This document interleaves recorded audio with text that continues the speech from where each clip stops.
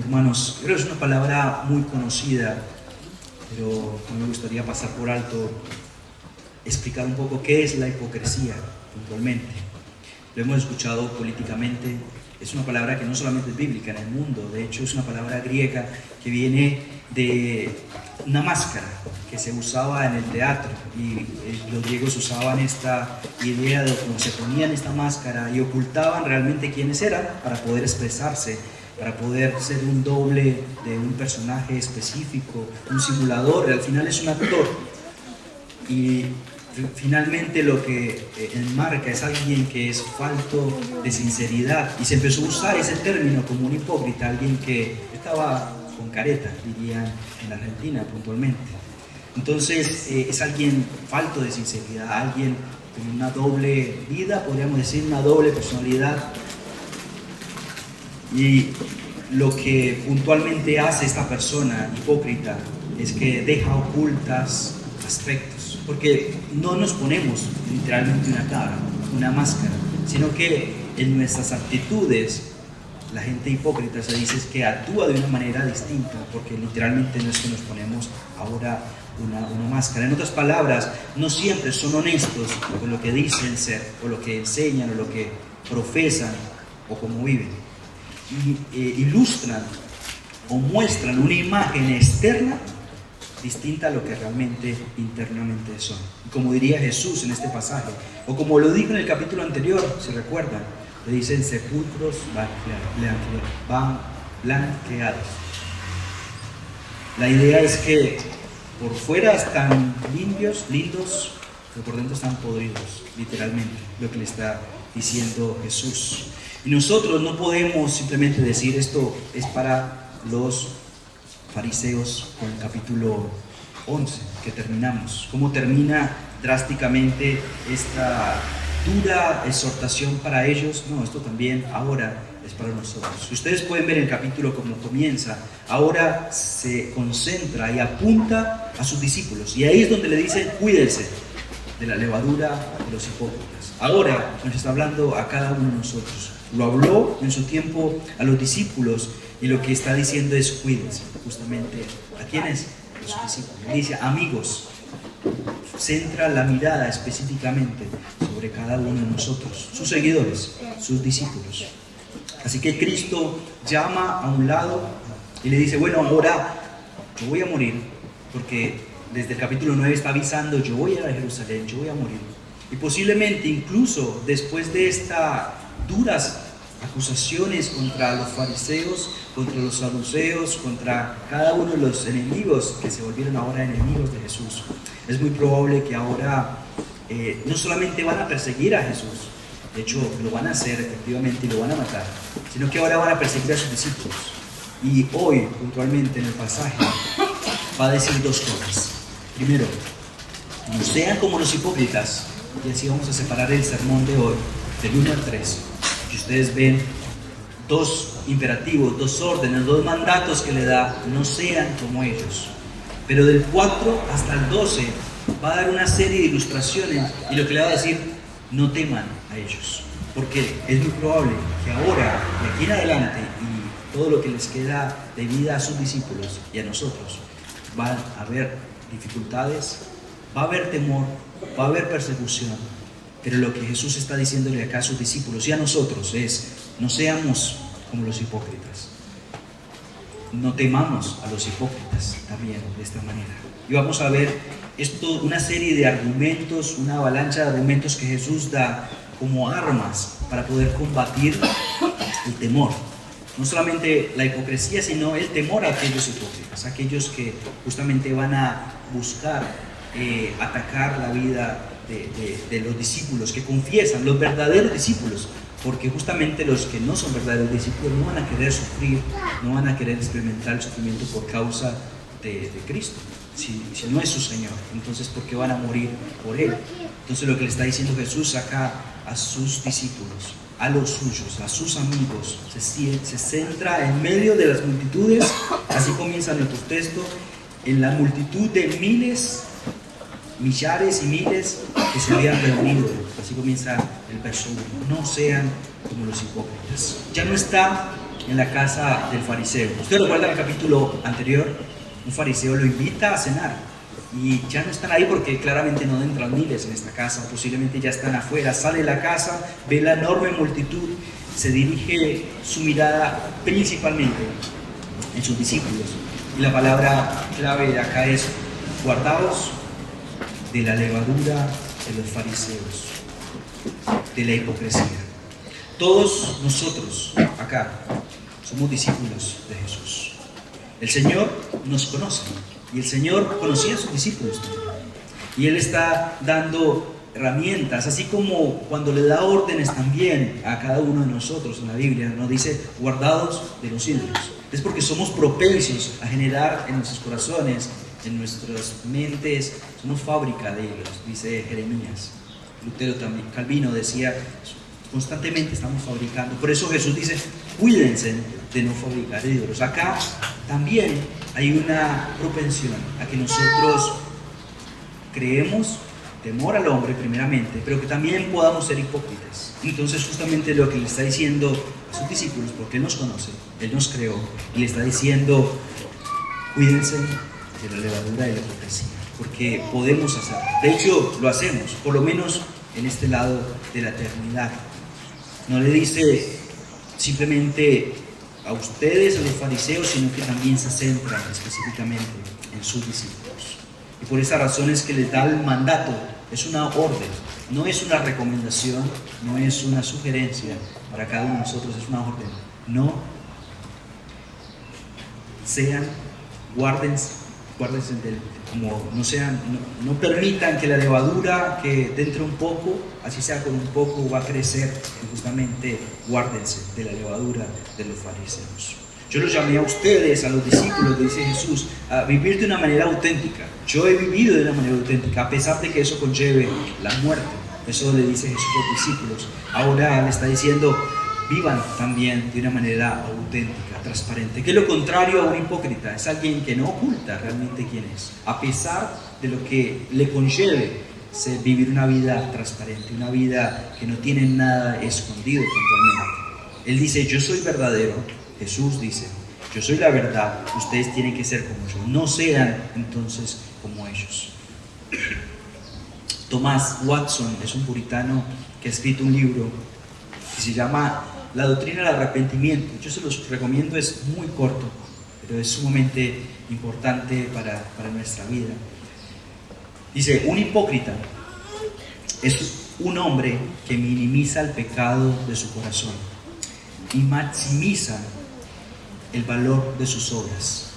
Vamos a ir hablando un poco de esta idea. Repito la palabra: un hipócrita es un hombre que minimiza el pecado de su corazón y maximiza el valor de sus buenas obras, porque al final no son buenas obras, pero es lo que intenta hacer el hipócrita. El hombre no se preocupa por el pecado que hay en su corazón, lo quiere ocultar, de hecho, porque va a quedar mal, entonces lo minimiza, y lo que más le importa es que la gente lo vea trabajar, lo vea hacer cosas buenas al final, y piensa que por eso realmente va a entender o va a vivir una vida acorde como Jesús pide, pero claramente no son ninguna buena obras para Cristo. Podemos hablar de una religión hipócrita también, y hemos visto no solamente hombres hipócritas, religiones hipócritas que enseñan ciertos mandatos, pero ninguno lo cumple. Y Jesús le dice: hagan todo lo que ellos dicen, porque es verdad, pero no lo que hacen, porque no lo están viviendo justamente. Es lo que se predica. Predican algo, pero no lo practican. Ocultan o les exigen a las personas ciertos mandatos que ellos no lo hacen, justamente. Y esto, lo que hay en su corazón, toda la inmundicia que hay, justamente como un sepulcro blanqueado, esas advertencias ya no son solamente para los fariseos, sino para nosotros, para cada uno de nuestros corazones, que puede estar inundado de a poco con la levadura de la hipocresía. Ya podríamos pensar en aplicaciones, y seguramente ya algunos se están empezando a rascar, como dicen. No solo los líderes, porque no solamente es a los hombres, no solamente es a los adultos, niños, jóvenes. Esto no solamente de nuevo es para específicamente aquel fariseo de aquel tiempo, es para cada uno de nosotros. El Señor nos está llamando a que vivamos de una manera irreprensible, de una manera santa, de una manera verdadera, coherente, justamente con lo que decimos entender, con lo que practicamos o lo que por lo menos nos está mostrando en la Escritura. Es una insensatez, diría Jesús. Es totalmente necio que nosotros vivamos de esa manera. No los líderes, no los hombres, no los adultos, para cada uno de nosotros, los que estamos acá escuchando. El fariseo decía, justamente en el pasaje anterior, Jesús le decía a los fariseos, ellos son como los platos que se limpian por afuera, pero por dentro están sucios totalmente. Y están exigiendo que se laven las manos, se laven un montón de rituales, pero le dicen necios. El que hizo lo de afuera, hizo también lo de adentro. Entonces es totalmente absurdo que ustedes vivan de una manera aparente y por dentro estén totalmente sucios. Eso no tiene ningún sentido en la vida cristiana, porque realmente no están viviendo de una manera cristiana. Vivir en hipocresía, porque Dios ve tanto lo de afuera como lo de adentro. Puede ser que puedan fingir por un tiempo a los ojos de nosotros, a los ojos de cada uno de nosotros, pero ante Dios no hay nada oculto, absolutamente.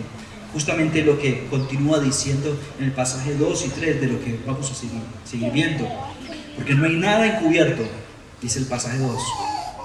No hay nada que descubra lo oculto, que no haya de saberse. Por tanto, todo lo que habéis dicho en tinieblas, en la luz se oirá. El verso 3, todo lo que se ha dicho en la oscuridad, se oirá en plena luz. Todo el que haya susurrado en la puerta cerrada, se gritará desde los techos.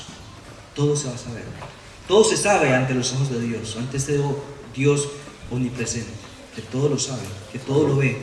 Es totalmente ridículo que nosotros vivamos de una manera doble, hipócrita. Sir Arthur Conan Doyle es el escritor lo han escuchado por ahí mucho, él le da vida a Sherlock Holmes, y él comúnmente decía esta frase o esta historia. Dice, le envié un telegrama a 12 de mis mejores amigos, hombres muy distinguidos, de buena reputación, de alguna posición social, y el mensaje decía, huye pronto, todo se ha descubierto. Le mandó el telegrama a estos 12 amigos con esas simples palabras. En menos de 24 horas, los 12 aludidos se habían salido del país.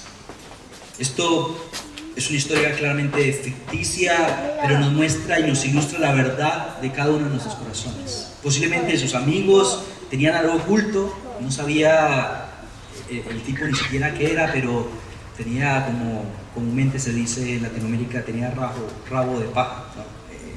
Huyó por las dudas, no sabía ni siquiera qué era lo que se había descubierto, porque vivían de una manera hipócrita, porque vivían ocultando una vida que eran de alta reputación social, pero eran hipócritas justamente. Pero esto claramente es una ilustración de nuestra vida. Todo se supo y todo se sabrá, no solamente ahora, sino que todo se sabrá, o va a ser acá en la tierra, y a veces el Señor permite que salga la luz, justamente para protección de su iglesia, para santidad, o se va a hacer en el trono blanco del juicio, pero se va a hacer igual. Sería absurdo que nosotros ocultemos una vida en una careta de hipocresía y no viviendo a la luz de cómo el Señor nos pide que vivamos.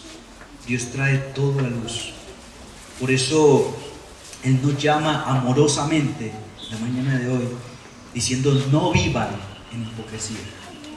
Desarraiguen esa pequeña levadura que hay, la más mínima, confiesen. No solamente ante los hombres, confiesen ante Dios primeramente. Y si permiten que la iglesia participe de eso, porque el Señor quiere que así sea también, compartan, rindan cuentas, no lo hagan. No vale la pena, hermanos, sean transparentes, vivan de una vida irreprensible. No perfecta, porque claramente ninguno de nosotros somos perfectos, solamente Cristo es perfecto. De una manera auténtica. La idea principal de todo este texto es vivir como auténticos cristianos. Es lo que el Señor nos está llamando, vivir como auténticos cristianos. Y esto nos va a librar claramente de un temor no solamente a que nos pase algo, sino a la persecución, porque estamos tranquilos delante del Señor. Y es lo que vamos a seguir viendo en el pasaje. Hay un pasaje que, con todas las cosas que han pasado con un predicador que ha caído, o que por lo menos se descubrió, cayó en adulterio hace poco, un pasaje que ha rondado en mi cabeza es Números 32-23. Por ahí es fácil de memorizar porque 3, 2, 2, 3. Números 32-23. He aquí, habréis pecado ante Jehová, y sabed que vuestro pecado os alcanzará. No hay lugar donde se van a esconder de su propio pecado, claramente menos delante de los ojos de Dios. He aquí, habéis pecado ante Jehová, y sabéis que vuestro pecado os alcanzará. El rey David, después de que pecó contra Betsabé, mató a su esposo, vivió una vida en adulterio y tuvo un hijo. Vivió durante un año esa doble vida, hasta que el profeta Natán justamente lo amonestó de parte de Dios. Y se escuchan casos muy tristes de cristianos que caen y que traen vergüenza al Evangelio y a la iglesia y a Cristo, obviamente, pero no hay forma de ocultarlo. Puede ser que incluso mueran. Hubo otras personas que murieron y después de que murieron sale a la luz un montón de cosas, pero el pecado los alcanzará, o es acá o es en el trono blanco, pero no hay forma de eludir el juicio de nuestro Dios. Es aquellos se enriquecen, se enseñorean, porque no solamente de una vida sexual, el pecado, la hipocresía es de todo tipo. Se enriquecen, se enseñorean de las iglesias, de las personas, viven una vida doble, escuchan y enseñan el domingo, porque no solamente los que enseñan, los que escuchan también son responsables de esta verdad y viven y van a sus casas y viven de una manera totalmente distinta a la que por lo menos profesan los domingos. En sus trabajos, en sus escuelas, ni siquiera saben que son cristianos muchas veces. En el cuarto, en lo más secreto, como dice el mismo Jesús, lo que se susurra, cerrada la puerta, el Señor lo va a sacar a la luz. Aquellos que se entregan en los placeres de la carne. Y no debemos simplemente pensar en qué vergüenza, no voy a hacer esto por la vergüenza, sino por el temor que debemos tener ante Dios, porque es primeramente contra Dios que nosotros pecamos. Esto no es un llamado de nuevo a los líderes, sino a cada uno de los discípulos.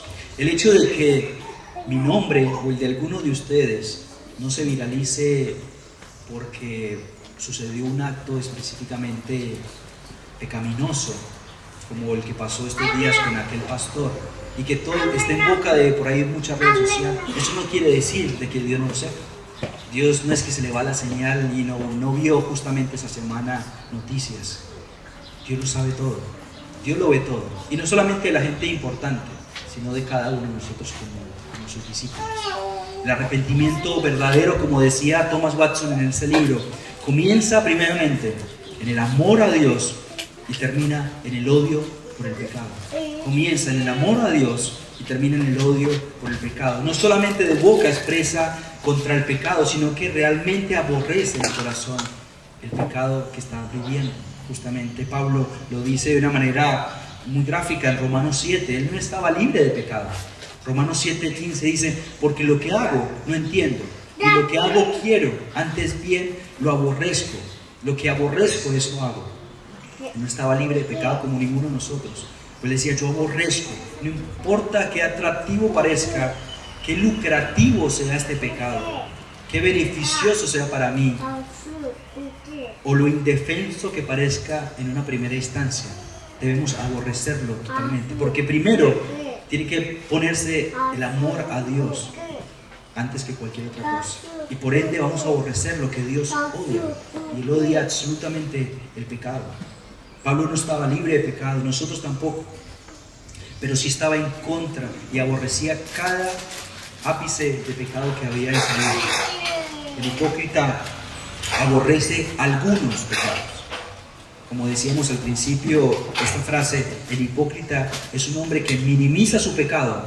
Algunos convive con ellos porque posiblemente le sigue generando autoestima, le sigue generando reputación, le sigue generando estabilidad, y algunos otros sí los aborrece, y de hecho aborrece esos pecados en otros también, pero no mira su propio corazón. No solo, dice Thomas Watson, no solo por la maldición, no solo por la consecuencia del pecado nosotros debemos aborrecerlo, también por lo contagioso. Aborrece esa serpiente, no solamente por la picadura, sino por el veneno, no solamente por lo que pueda hacer, sino por lo dañino que es para nosotros. No solo por el infierno, sino que debemos aborrecerlo como el infierno, dice justamente Thomas Watson.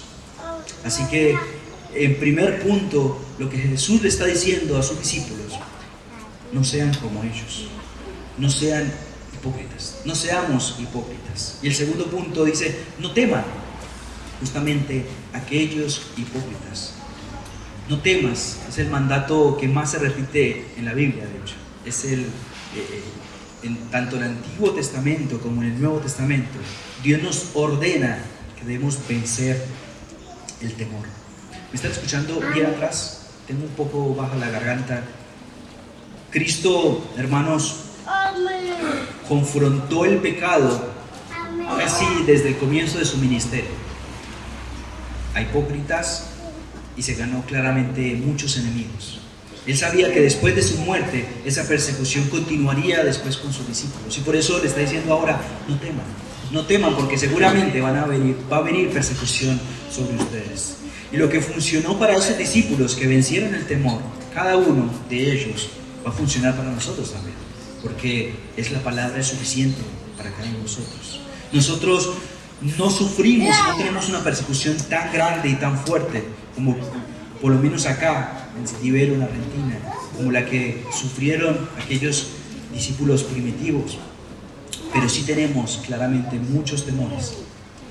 Tenemos muchas temor a sufrir, a morir, a quedarnos por ahí sin empleo, justamente por la consecuencia de vivir a la luz de Cristo, a quedarnos sin amigos, a quedarnos sin reputación, miedo al dolor, miedo al sufrimiento, miedo a cualquier cosa. Cada uno póngale el título que piensen allí, pero tenemos una gran necesidad de poder vencer esos temores, a vencer ese temor, y Jesús acá nos está dando varias herramientas para que podamos vencer ese temor. Y de nuevo, funcionó para ellos, porque ellos vivieron una vida totalmente en paz, gozosa, en medio del sufrimiento, en medio de la persecución. Y ahora nos está diciendo, no teman, no teman. Y este primer argumento, de hecho va a dar 4 argumentos que vamos a estar viendo de una manera ilustrativa, con parábolas, como lo ha venido haciendo. Y esas herramientas nos van a ayudar para que vivamos una vida sin temor, justamente, para que venzamos el temor.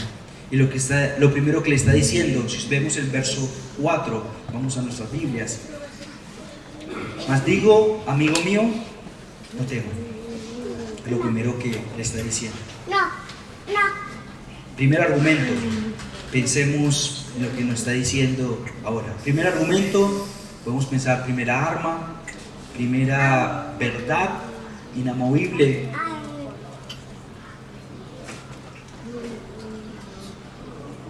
Verso 4: yo os digo, amigos míos, no teman a los que matan el cuerpo, y que después de esto no tienen nada más que pueden hacer con el cuerpo.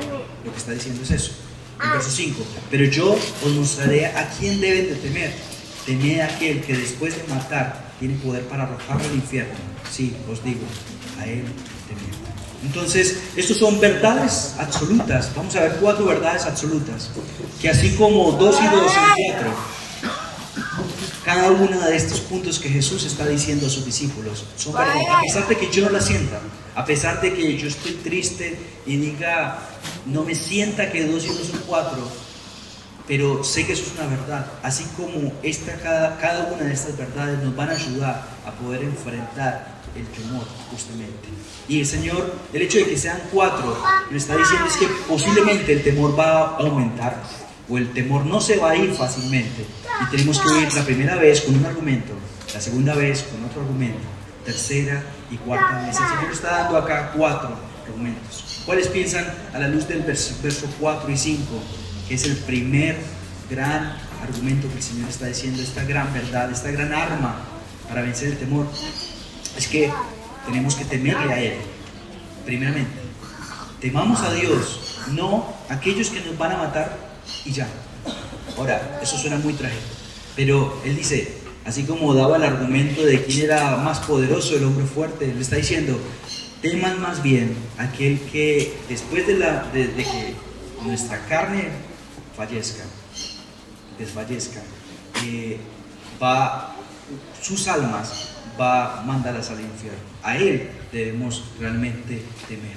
El argumento negativo, primeramente, dice, no teman a aquellos que matan el cuerpo, porque el alma no la van a poder tocar, sino que en un argumento positivo podríamos decir, en vez de eso, si ustedes están sintiendo temor, entonces contrarresten ese temor con un temor más grande, que es el temor a Dios. Es lo que nos está diciendo en esta verdad. Temed a aquel que después de haber quitado la vida tiene poder para echar al infierno. Os digo, a este temed.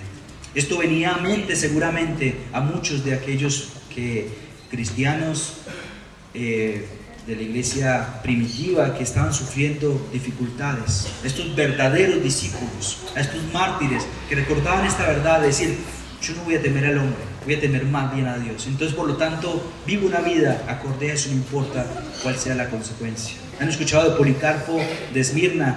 Él, al ser condenado en la hoguera, no sé si cientos, pero años, décadas después de Jesús decir esas palabras, él dice, escuchen esta gloriosa verdad, hermanos, 86 años le he servido al Señor y nunca me ha hecho mal alguno.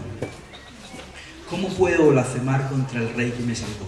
Esto lo estaba diciendo a punto o mientras estaba siendo quemado en la hoguera. Ignacio de Antioquía también lo han escuchado, antes de su martirio en el Coliseo romano. Él decía, soy trigo de Dios y seré molido por los dientes de las fieras para que pueda ser hallado pan puro de Cristo. Le decía, no importa si es una fiera, no importa si es fuego, no importa lo que sea, yo temo más a Dios que a los hombres, porque todos le preguntaban y decía, confiesa que el César es el Señor y lo vamos a perdonar.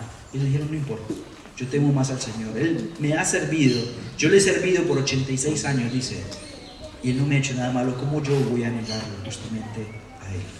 Y justamente la lista de Apocalipsis 21, aquellos que no entrarán en el reino de Dios, ¿por qué pecado comienzan?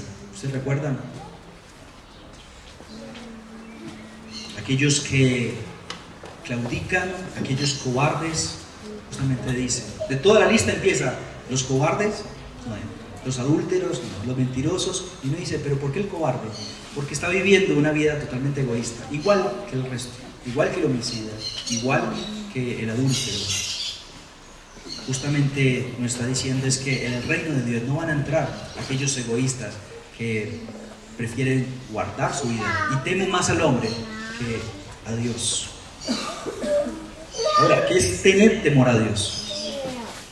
El temor no es el pánico o el miedo a que nos fulmine o nos destruya y vivir una vida simplemente temblorosa porque el Señor en cualquier momento lo va a hacer. No, por el contrario, es poder conocer su majestad, es poder conocer el asombro de su grandeza y saber que Él tiene más control sobre estas personas que matan nuestros cuerpos. Mientras más nosotros, hermanos, crecemos en el conocimiento de este Dios Santo, como dice el autor, podemos vencer el temor al hombre, el temor al sufrimiento, el temor a la muerte. Podemos vencer claramente. Y yo creo que la iglesia local es sumamente importante en la vida del cristiano en este momento, en nosotros, porque la iglesia nos está mostrando constantemente los atributos de Dios. Entonces, mientras más conozcamos de Dios, más vamos a tener herramientas para poder vencer claramente otras cosas que el mundo realmente no va a generar en nosotros. Simplemente estar asistiendo a una iglesia bíblica va a haber una presentación equilibrada de los atributos de Dios. Va a mostrar la justicia, va a mostrar la bondad de Dios, va a mostrar el amor de Dios, va a mostrar cada uno de ellos. La iglesia de los Hechos, de los apóstoles, ella decía que crecía y se fortalecía en el temor de Dios. También la iglesia presenta a Dios como majestuoso, mientras expresamos un reverente temor a Dios. La adoración pública lo es cuando se cantan canciones que están centrados en los atributos de Dios, obviamente, no en nosotros. La disciplina eclesial nos muestra lo que es justamente la justicia también de Dios, porque la iglesia está velando por la santidad de Dios, por la santidad de la iglesia, justamente la santidad del cuerpo, y esto honra a Cristo. Entonces vemos como la iglesia es mentora en este proceso también de nuestro entendimiento de quién es Dios. Él nos está revelando quién es Él. Vemos un segundo argumento. Vamos al verso 6 y 7 de nuestra Biblia, y podemos seguir avanzando con esta segunda verdad, con esta segunda arma. No se venden 5 pajarillos por 2 cuartos, y sin embargo ni uno de ellos será olvidado ante Dios. Es más, aún los cabellos de vuestra cabeza están todos contados. No temáis, vosotros valéis más que los muchos pajarillos. ¿Cuál piensan ustedes a la luz de este pasaje? ¿Cuál es el atributo que más se resalta acá? Yo veo la soberanía de Dios. Primero el Señor nos está diciendo, una primera arma, teman más a Dios. Segunda arma, piensen en la soberanía de Dios. ¿Por qué? Yo veo que el Señor está controlando hasta el animalito más pequeño, y Él tiene cuidado de ellos. Y si nosotros pudiéramos agarrar 2 y venderlos, no nos van a darle 10 pesos. La moneda más pequeña. Y ahí está diciendo, ni por 1 cuarto se vende 2 pajaritos. Y aún así el Señor tiene control sobre ellos. Él está absolutamente soberano sobre esto y tiene cuidado sobre ellos. ¿Cómo no va a tener cuidado de ustedes, que son mucho más valiosos que los pajaritos? Y un argumento que está diciendo en la soberanía puntualmente acá, que parecen insignificantes los pajaritos, pero no lo son, porque el Señor está controlando esto. Hasta lo más insignificante de nuestros cuerpos, podríamos decir. ¿Qué es? Imagínense un enfrentamiento de 2 personas que están agarrando de las piñas y de repente uno le arranca un pelo. Esto no es ninguna ofensa en realidad. Esto no, bueno, para algunos quizás sí, si tienen un par o más. Pero ¿cuál sería la agresión mínima contra el cuerpo humano? Es que le salen un pelo, o sea, no pasa nada así. Pero el Señor dice, yo tengo control incluso. Si se va a caer un pelo de su cabeza, yo tengo el control absoluto sobre lo más insignificante de nuestro cuerpo. Así que aquellas personas que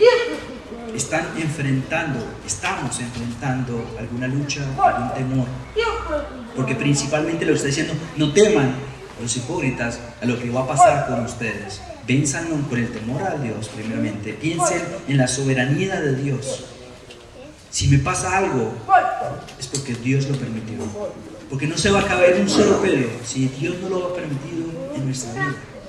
Y los mártires justamente decían, entonces para mí es un privilegio sufrir por Cristo, porque si voy a afrontar cualquier temor o cualquier circunstancia, incluso la muerte, es porque el Señor lo ha permitido en mi vida.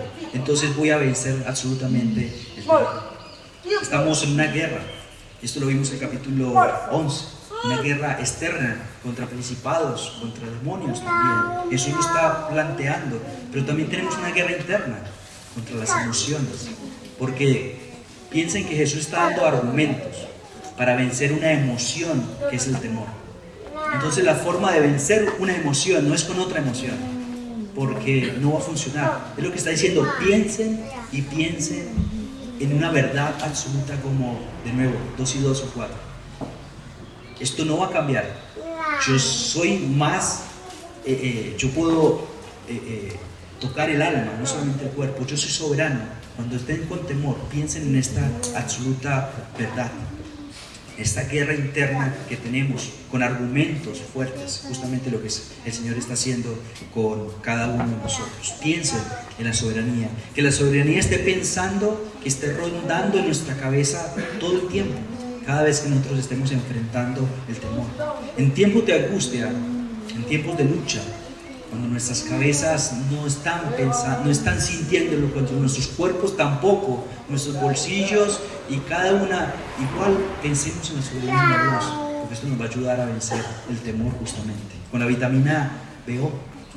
pensemos en lo que Dios nos está mostrando en la Biblia y responder también en oración. Es poder crecer en los atributos de Dios. La mejor herramienta que nosotros podemos hacer es acudir a la Biblia. Móstrame quién sos vos. Hermanos, para Job fue suficiente. Él estaba sufriendo, él estaba pidiendo explicaciones de por qué le había pasado esto. Y lo único que Dios le dio fue más conocimiento de él. Yo soy esto, yo soy esto, yo soy esto. Y para él fue suficiente. Y para nosotros debe ser suficiente cada vez que estemos pasando por este momento. Vamos a una tercera arma. Pensemos en el capítulo 8 y 9. Os digo que todo el que me confiese delante de los hombres, el Hijo le confesará también ante los ángeles de Dios. Pero el que me niegue delante de los hombres será negado delante de los ángeles de Dios. Y me diría que tiene que ver este pasaje con todo lo que viene argumentando. Tenemos esta tercera herramienta, tercera verdad, tercer argumento, no sé cómo lo quieren anotar allí. Y lo que está diciendo Jesús es: si no te sirvió mediante el sufrimiento pensar en el temor principalmente a Dios, si todavía sigues teniendo temor, pensar en la soberanía de Dios, ahora imagina algo, imagina la gloria venidera, imagina una visión de la gloria de Dios, cuando vamos a estar delante de Dios y nosotros que no fuimos cobardes, que no claudicamos, y el Señor va a pararse delante del trono y va a decir, escuchen bien, ángeles y todos los que vean, este hijo mío, este discípulo, miren ustedes, este siervo mío, este gran siervo mío, no tuvo temor en confesarme delante de los hombres, por lo tanto yo no me avergüenzo, también él es hijo mío justamente, él es mi siervo, buen siervo y fiel, como dice más adelante también incluso Lucas. Para ahora el reino le será también entregado a él. Entonces uno diría, ¿cómo esto ayudaría en medio de la persecución? ¿Ustedes recuerdan el martirio de Esteban?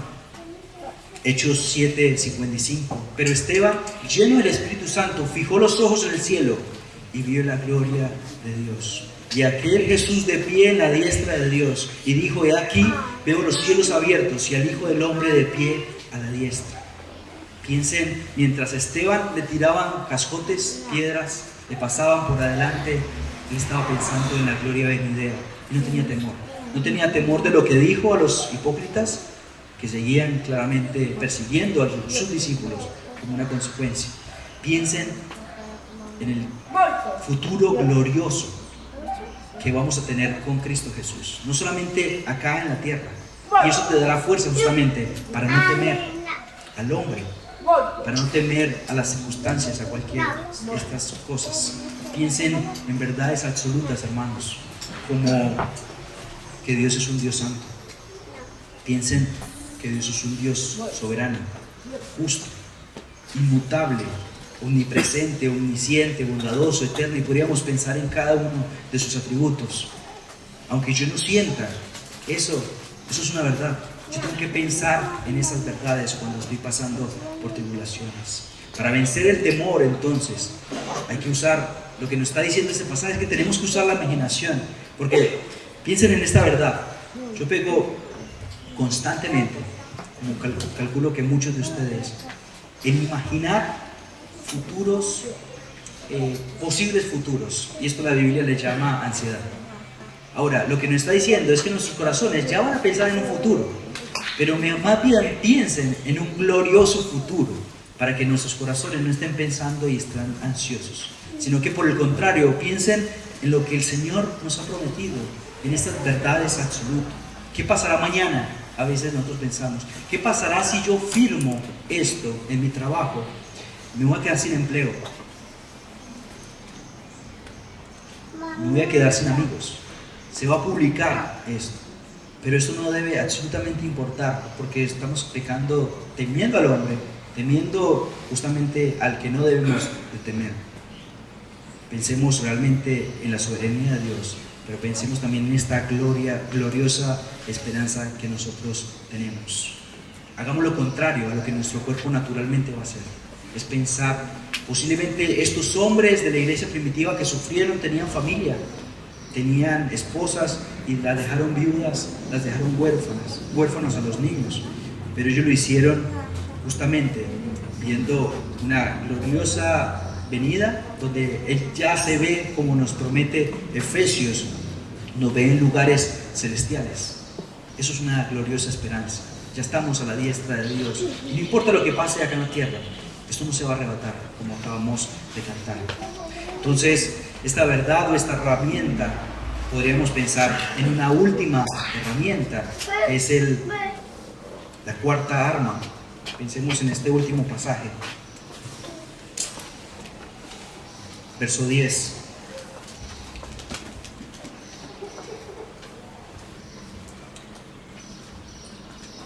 Y a todo el que diga una palabra contra el Hijo del Hombre se le será perdonada, pero el que blasfema contra el Espíritu Santo no se le perdonará. Y cuando lleven a las sinagogas y ante los gobernantes, las autoridades, no os preocupen de cómo o de qué hablaréis en defensa propia, o de qué vas a decir, porque el Espíritu Santo esa misma hora os enseñará lo que ha de decir. Cristo ha prometido, hermanos, que Él en los momentos más oscuros, más complicados, más difíciles de nuestra vida, vamos a recibir una ayuda específica. Y esto lo dice casi prácticamente todo el Nuevo Testamento y el Antiguo Testamento también. No depende de nosotros esta verdad. Esta verdad tenemos que esperar y depende de cuando nosotros agotamos la primera, la segunda, la tercera herramienta. Va a venir esta cuarta herramienta, que es específicamente cuando el Espíritu Santo nos va a ayudar. Como Jesús mismo dijo, les conviene que yo me vaya, porque va a venir el Consolador, va a venir uno que les va a ayudar justamente a vivir una vida como yo quiero que la vivan, justamente. Está refiriendo en el anterior capítulo, voy al 10 porque está en el medio. Realmente, como escuchamos hace 2 sermones, se está refiriendo a los fariseos, que ellos vieron a Cristo hacer milagros como nadie, vieron expulsar demonios, resucitar, vieron tener autoridad sobre toda la creación, y después de esto lo acusaron de hacerlo en nombre de un demonio o de Satanás propiamente. Y lo que está diciendo en el verso 10, no se les será perdonado. Eso es un pecado imperdonable, porque ellos le están atribuyendo a Jesús mismo, al Hijo de Dios, aquella obra que supuestamente la está haciendo Satanás. Es puramente y santa una obra exclusiva de Dios. Justamente Él dice, por el dedo de Dios es que yo estoy haciendo esto. Es por eso que está diciendo, esto no se les será perdonado. Y ahí introduce esta última herramienta, pensando en el Espíritu Santo, pensando en lo que el Señor va a hacer, hizo al depositar el Espíritu Santo en nuestras vidas. ¿Pensaste en la soberanía? ¿Pensaste en el temor? ¿Estás imaginando la visión gloriosa del futuro nuestro? Podemos también esperar ahora. En el momento oportuno, cuando estemos sufriendo, cuando estemos bastante atribuidos, en el fondo de nuestra miseria, allí el Señor también vendrá el Espíritu Santo y nos dará luz en aquellos momentos difíciles. El salmista, en el Salmo 23, 8, ustedes recordarán seguramente un pasaje tan conocido: aunque ande en valle de sombra de muerte, no temeré mal alguno, porque tú estarás conmigo. Tu vara y tu callado me infundirán aliento. Y en aquellos momentos, cuando estemos pasando circunstancias, allí va a estar el Espíritu Santo, dándonos palabra, incluso para poder volver a traer palabra, atributos de Dios, o en momentos de persecución, para dar respuesta a aquello y no caer en el pecado, así como cada uno de los mártires que han sufrido justamente por eso. Hermano, Cristo nos ordena, porque son órdenes: no hagan, no sean como los hipócritas, no teman a los hipócritas, y nos da esta serie de herramientas nos está llamando a que vivamos de una manera auténtica y que vivamos como verdaderos cristianos, no como hipócritas. Nos está llamando a vivir en santidad, en irreprensibilidad. Cristo nos dice que debemos vencer la hipocresía que queda aún en nosotros. Aquel temor al hombre, temor a la muerte, temor al sufrimiento. Y para vencer ese temor me está dando varias herramientas, varias verdades absolutas, como los atributos de Dios, la soberanía, temer realmente a un Dios que es más grande. La visión de lo que el Señor nos está prometiendo.